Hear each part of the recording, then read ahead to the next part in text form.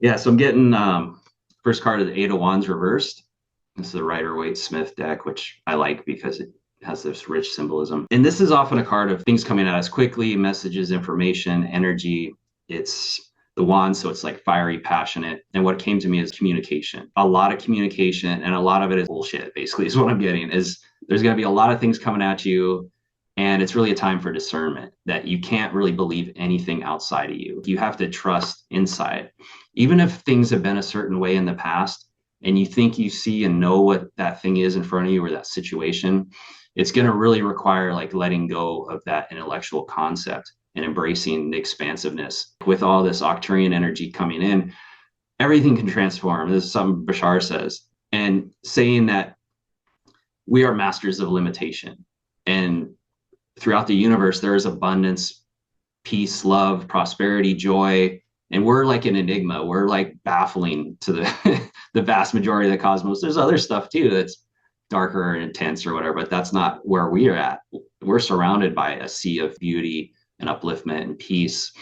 And it's our own programming that's done that. And that's what I meant about the stone that comes in and sends the ripples through the pond is like those of us that incarnated here, the star seeds, and we all come from the stars essentially. But those that came in, we remembered a little bit more and we felt like weirdos and disconnected. But as we embraced that, as we embraced our weirdo and we're starting to express and be and enjoy ourselves, just naturally doing that, it starts to change and transform everything and it uplifts the whole planet.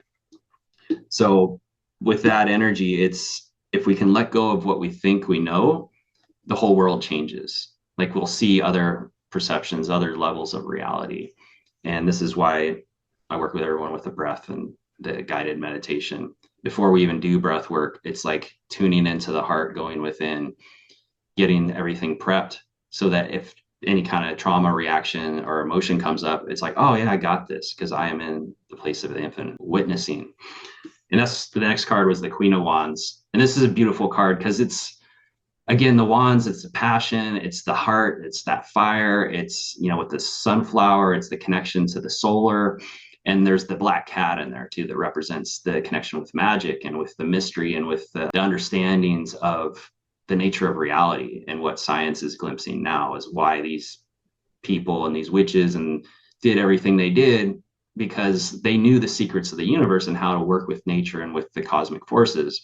And there was an active agenda to disconnect us from that. So because people like this you can't control. They know their power and their strength, and they also have a reverence for nature and for the beauty all around them. Hence the flower and the cat would come. Like if that was an intense, angry person, that cat would not be sitting there by her feet. So that's what I'm getting to is, with this first card, with the all those wands, all that information reversed, yet she knows, and this could be a man or a woman, but it feels like the feminine energy knows deep inside what is right and what is right for that person, that being. And then interestingly enough, the next one is the Knight of Wands reversed. And again, the wand, so all fire, it's all fire, which makes sense why I saw like that Octurian watery, like putting the finger under the water as because it's burnt. And this is, I'm actually going to be doing some work with the elemental forces with fire and water and some newer type events where we're working with that fire that's really transmuting and burning away the dross and everything that no longer serves us. And it's painful and it hurts and it hurts right in the heart. And that's the point, and is because it forces us to go within and let go of these external things. So with the Knight of Wands, I'm feeling that upright. It's like we're passionate, we're purposeful, we're charging forward with something. We know what we want to do and we're going to do it. The reversed, it's more like, oh God, that was everything I wanted, or oh, I almost had it, or I lost everything and it sucks and it hurts. And it's pause for a reflection. And then that's where the water and the emotion comes in, as we feel emotionally what that brings up that we've already been carrying. We think it's the event that triggered the pain, but the pain was always there. The event helps us connect to it, feel it, and work with it and love, at least accept it first, and then learn to like love what's there. And it's like this childlike part that's hurt. And this thing brought it up. And then it's the opportunity to work with that, to liberate it. And then we're back on track and we're moving forward and we're doing what we want to do in the world. And we notice a whole new reality. Then all of a sudden another thing pops up like that. It's like, oh, there's another layer. And to never judge it, because that is the human journey. When this is done, you're gone. Do you really want to leave already? I mean, some of us do, but like it gets funner and funner. And you see it in the movies. Like I love the second Matrix in the Matrix trilogy, or I think it's four now. But the second one was my favorite because he's in his element. Like he's not really, the Matrix is still fake, but he's able to fly. He's able to take on like 100 agents when he ran from one before. He just has like more presence and more ability to navigate it all, and it becomes more fun. And same with like Dune 2. I watch a lot of movies, not as much as I used to, but Dune 2 is like he comes into his power and he knows, like, I don't care if it pisses you off or upsets you. I know, and you can follow me if you want or not.